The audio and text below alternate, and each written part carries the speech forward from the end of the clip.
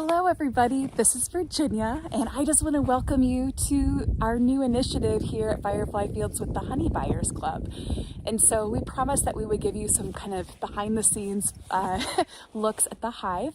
And it's actually January 31st today here in Michigan. And as you can see, I'm a northern girl. I'm used to this snow. So we got about 5 inches last night and they're still getting a little bit of flurries right now at the hive. And so I just thought it would be nice that if I could talk to you a little bit about what's going on in the hive. And so, well, excuse my photo shoot I got going on back here. I don't know if you can see all that, but I've got my candles and honey, and I just think the snow is so beautiful. And when it's cold in the winter months like this and everything is kind of white, I think your imagination runs wild with how you can brighten it up. And what better way to brighten it up than with what I like to call sunshine in a bottle, which is our honey.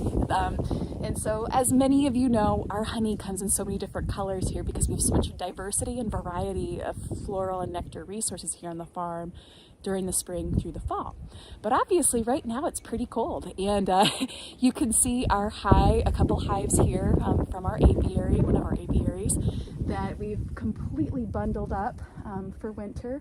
So we've got the straw bales around on 3 sides. The hives themselves are all facing southeast, so that way when the wind blows, which we know it does blow quite a bit, it'll blow in from the southeast side, which means it'll be a little bit warmer.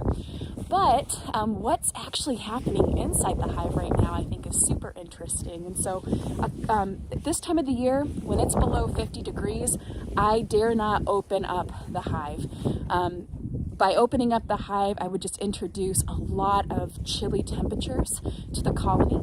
And honeybees are just amazing because they're one of the groups of insects that actually live and kind of have a slumber party all winter long. They don't really go in hibernation, although they certainly reduce the amount of activity they have. So the bees that are currently in the colony right now, they're going to live 4 to 6 months, and they started really late summer. So we're talking like they were probably born, from an egg, late August to late September.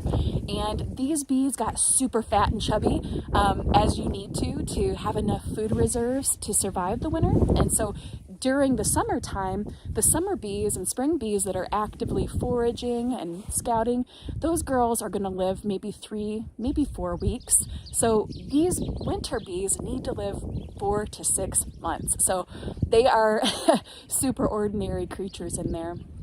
And so back to how do they stay warm, and I don't want to introduce any cold, so we keep it shut. If it's 50 degrees or below, which it has been now for probably a good stretch, about 32 days, we keep it shut. And so inside that hive, in the upper layer here, we've actually got a spacer where I've put some pollen, extra pollen patties, protein foods, as well as some cane sugar in there too that's dry.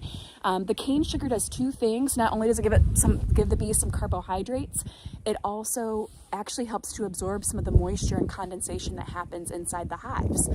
But in the winters here, with it being wet the way it is, there's really, it's very important that you make sure you have a good airflow in and out of the hive. Sometimes that's a little bit, you're wondering, whoa, am I introducing too much wind and cold temperatures? Actually, no, you need to have that ventilation happening because you've got living organisms inside that are actually helping the process as well by shivering and fanning and vibrating to make sure there's not too much wet. If there's too much wet, just like us, our bodies, we get super cold. The dry temperatures actually help us to keep our temperatures a little bit warmer. So we want to make sure we reduce that wetness. And so they've got their some ventilation coming in from the bottom entry, but also this bored hole up here. And so you're going to have a little bit of convection going on. And so that's going to help you. But if I were to crack open the hive right now, something that you would see is a cluster, the winter cluster of the honeybees. And so at this point in time, there's a ball of bees all formed together, hugging those honeycombs. And they are vibrating and shivering and using their mechanical and physical energy to heat one another up. And so they'll rotate positioning so everybody has an opportunity. I mean, they really work together. And it's another thing that I think is just just amazing about honeybees. But from the outside of that radius, the temperatures may be somewhere between, around like 55 degrees or so, give or take a little bit. And as it goes closer to the center, where the queen is, so they keep her nice and warm, it may reach temperatures near 90 degrees Fahrenheit. So that gives you an idea of the variation. And so those winter bees will have opportunities to kind of rotate from the outside to the inside and back out. So they do get an opportunity for a little bit of relief, but they really coordinate their efforts and work together to keep that heat inside the hive. And so, during the winter time when I can't get in, I still check on them. I'll go out, I'll do an inspection, I'll walk around, I'll look to see if they've done any poops. And so anytime it gets above, 50 degrees or so, the bees will get an opportunity to fly out and go poop because they've been holding it for a while. And they're still eating inside of there. So inside the hive, we leave around 120 to 130 pounds of honey, capped honey, and pollen that they've foraged upon. So that'll help them to get through the winter. In the beginning, they'll start low in the hive, and as the winter goes on, they'll move to eat the different reserves that are in here, and then they'll start to move up into the higher areas. And as we know, heat rises too, and so it's a little bit warmer in that upper compartment, but it also moves to where the resources are. And so during this time of the year, I'll come out and I'll actually use a stethoscope, believe it or not. So I'll put I just hit my teeth. I'll put my stethoscope in and I'll listen to the different locations around the hive to see where I can hear them.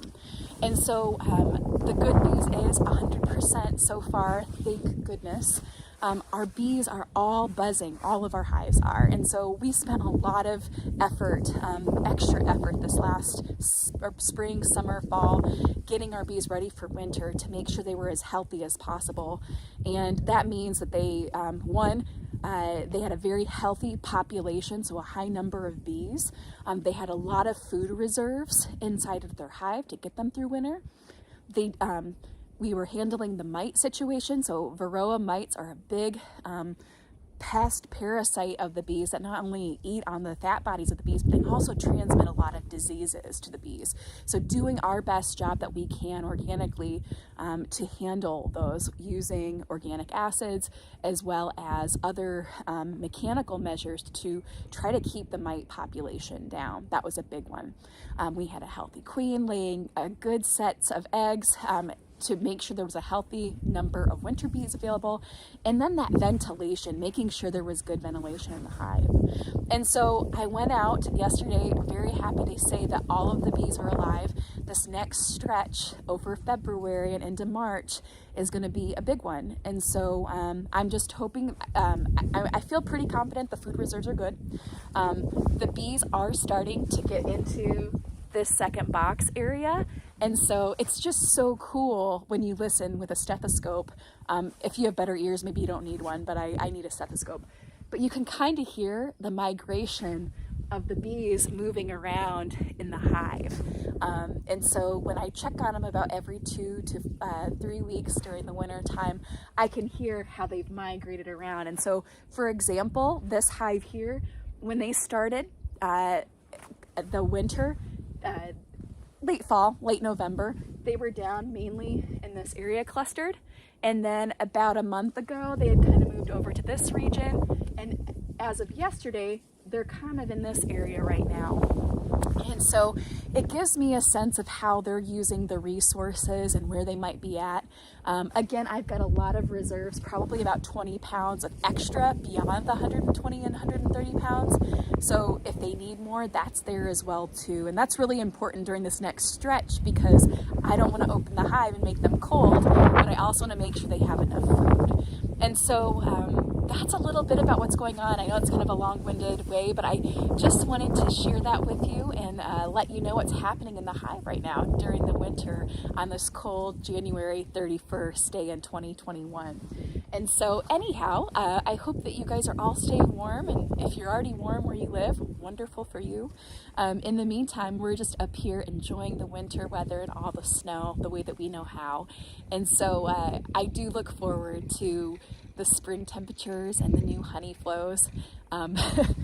this honey that we have here, this is actually all of the honey that I have pretty much. So every year I'll keep, it's kind of like my vintage wines. I keep each varietal that we pull, so I have a collection to compare and taste and test and sense of the different varieties that we get from different year to year. Because even on the farm, just like a fine wine that changes in vineyards in different years, the same thing happens with our honeys. We get slightly different tones, different color tones, different aromas, different flavors, and all of that based on the seasonality that we have here. And so it's a good collection of what happened and what the flavor was that year.